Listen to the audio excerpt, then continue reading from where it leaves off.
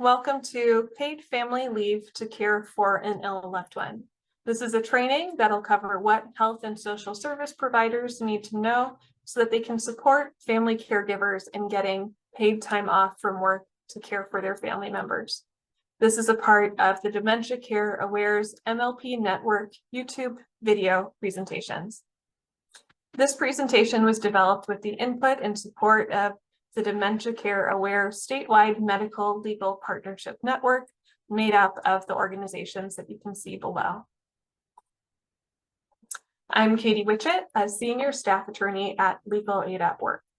Legal Aid at Work is a part of the Dementia Care Aware medical legal partnership, and we're an organization that focuses on workplace rights. We do that by providing educational tools, by litigating on behalf of clients, as well as providing direct representation to folks. We also advocate for better policies, and we have clinics and helplines where we provide free, confidential legal advice to people who have questions about their workplace rights. Our work and family team specifically focuses on making sure that people can take care of themselves and their family members without having to sacrifice their jobs or their income. Other parts of our office focus on gender equity and wage protection and racial economic justice. Feel free to visit our website to check that out. So today, our focus is first to recognize situations where family members might need leave from work and wage replacement income while they are caring for a patient. Second, it'll be to identify the role of a healthcare provider in certifying for paid family leave and job protected leave for a patient's unpaid family caregivers. And finally, it'll be to learn how to initiate a conversation with family members who are providing care for patients, to tell them about leave benefits and refer them to the appropriate organization or resources that can help them access those workplace rights and benefits. So throughout today's training, we'll be talking about Lisa and her mother, Norma. Lisa is a drugstore clerk, and she needs time off work to care for her mom, Norma, who has Alzheimer's. Norma can no longer live alone, and Lisa needs leave from work to care for her while they search for a residential care facility and arrange for Norma's move. Lisa will need to be out of work for a full 8 weeks. The next year, Norma will need to move to a memory floor in her residential facility. And Lisa wants to take a week off to help her mom move. Lisa will also want to be able to help Norma with her weekly medical appointments.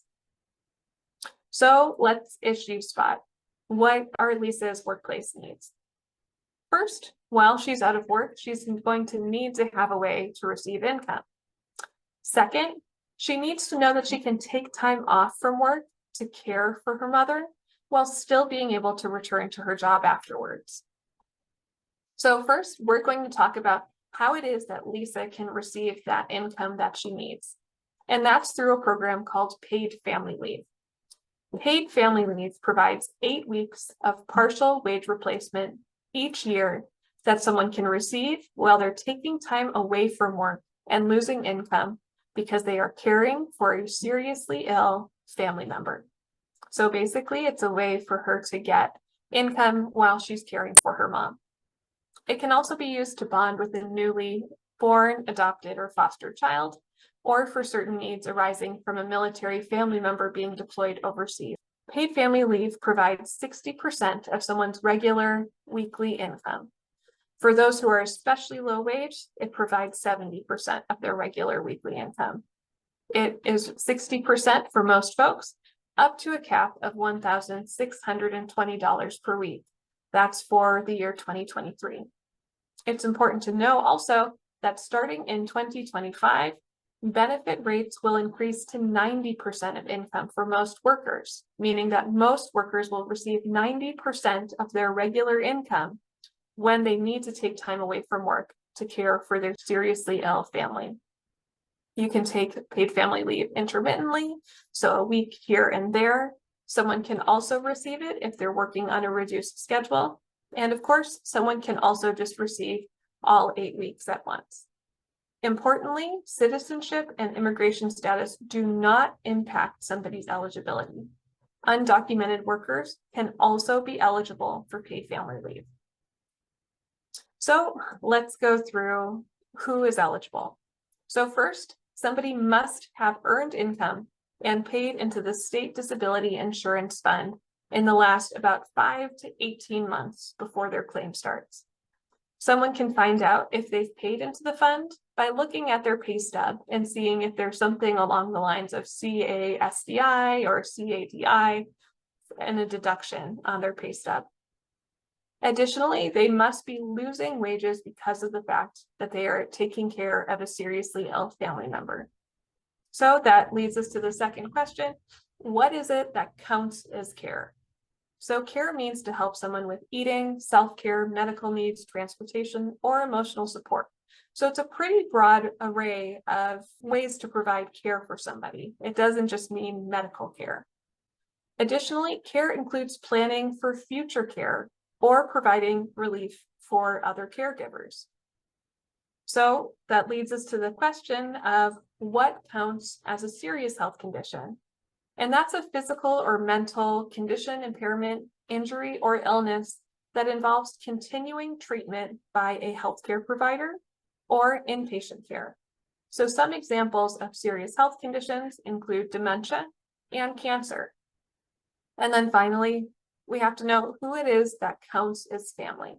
So family includes parents, which includes parent-in-laws, spouses or registered domestic partners, children of any age, grandparents, grandchildren, and also siblings. So besides paid family leave or income while someone's taking time off from work, workers also need to know that they can take time off and know that their job will be safe. And to take time off and know that they can return to their job, they need to qualify under the California Family Rights Act. The California Family Rights Act, which is like our state version of the FMLA, it's better, so focus on the California Family Rights Act. It provides 12 weeks of job protected leave per year for the purpose of caring for a family member who has a serious health condition. It can also be used to bond with a newborn or newly adopted or fostered child for needs arising from a military family member being deployed overseas. And it's also the law that workers use for job protected leave when they have their own serious health condition. Leave can be taken intermittently, so in blocks of time. It can be used to have a reduced schedule, or it can be taken all at once. When somebody is on California Family Rights Act leave, their employer must continue their health benefits, and their employer must return them to the same or a comparable job once they return from their leave. Employers are prohibited from retaliating against someone for taking California Family Rights Act leave. So the definition of family under the California Family Rights Act is a little different than under paid family leave. It also includes parents, parent-in-laws, spouses or registered domestic partners, children of any age, grandparents, grandchildren, and siblings. But the California Family Rights Act, so the job protection law, also includes a designated person. A designated person is anybody who's like family to the worker that's not on the list that we just went over. So it could be an aunt or an uncle or a cousin or a best friend or a neighbor. Each year, a worker gets to choose one additional person outside of that list that they can use their time off from work to care for. So who qualifies under the California Family Rights Act? To be eligible, somebody must have worked for their employer for at least 1 year. Their employer has to have at least 5 employees, and they must have worked at least 1,250 hours in 12 months prior to taking their leave. So that's about 25 hours per week. So not everybody is covered by the California Family Rights Act. This shows us how they fit together. Like we talked about, paid family leave provides income. It does not protect somebody's job, but it makes sure that they'll have an income while they're out of work to care for their seriously ill family. And it can last for 8 weeks. But because if you're taking leave from work, you probably want to know that you can return to your job afterwards. Most folks will also want to apply for California Family Rights Act leave at the same time. The California Family Rights Act will protect their job for up to 12 weeks. So ideally, a worker will qualify for both of these protections. So they'll get paid family leave income for 8 weeks, and the California Family Rights Act will protect their job for 12 weeks. So they'll have 12 weeks off from work, and they'll be able to receive pay for the first 8 of those weeks. How does this look for Lisa? Well, we talked about the fact that Lisa is a drugstore clerk and she needs time off from work. So that meets one of the first qualifications for paid family leave.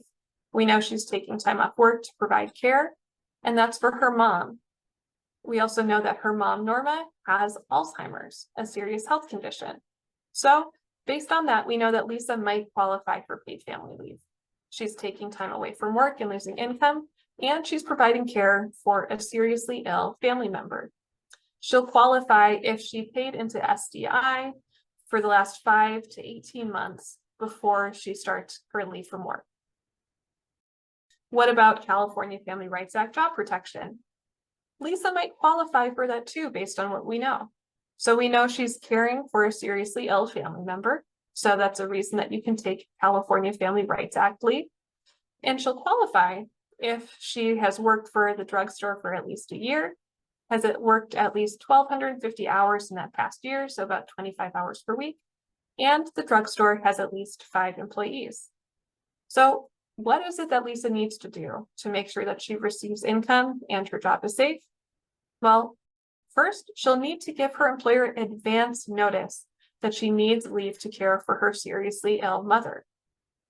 If she knows in advance that she's going to take this leave, her employer can request 30 days notice. So workers should give 30 days notice if they can anticipate that they're going to take time off from work. But of course, if a sudden need comes up and she's not able to provide that notice, she can still request that leave from work. So after she's notified her employer and she's on the first day of her leave from work, she should apply for paid family leave from the EDD, the Employment Development Department. She can apply on that first day of her leave. Lisa's mom's doctor, Norma's doctor, will need to certify the claim for the EDD. And if Lisa's employer asks for a medical note, they'll also need to write a note to the employer to certify that the reason that is taking leave is to care for her seriously ill mom, Norma. Back to what is the role of a healthcare provider?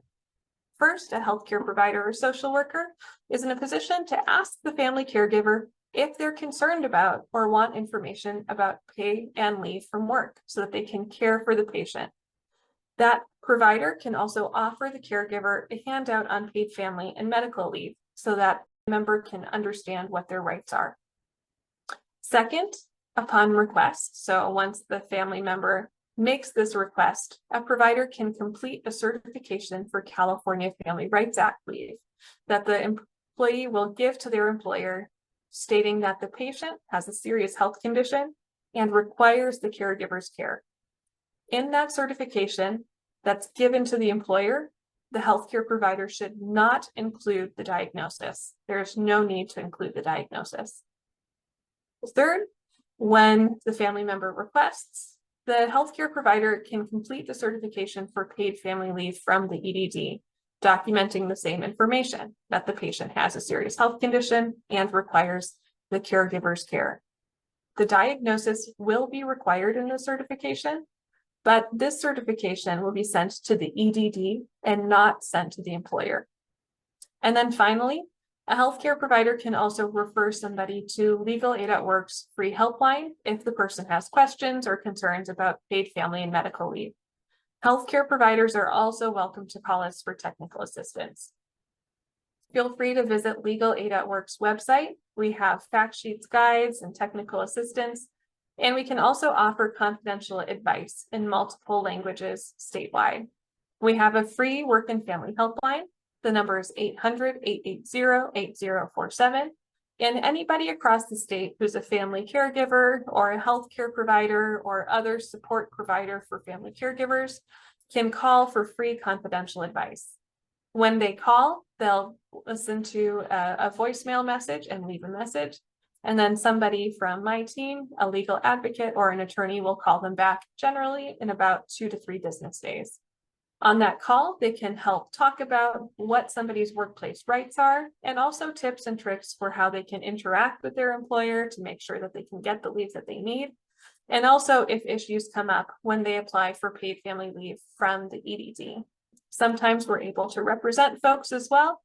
It just depends on what that individual is looking for. Thanks for taking the time to learn about paid family leave and job protection for family caregivers. It's a really important right, and taking care of your family shouldn't mean sacrificing your job or your income. Please feel free to reach out. Thank you.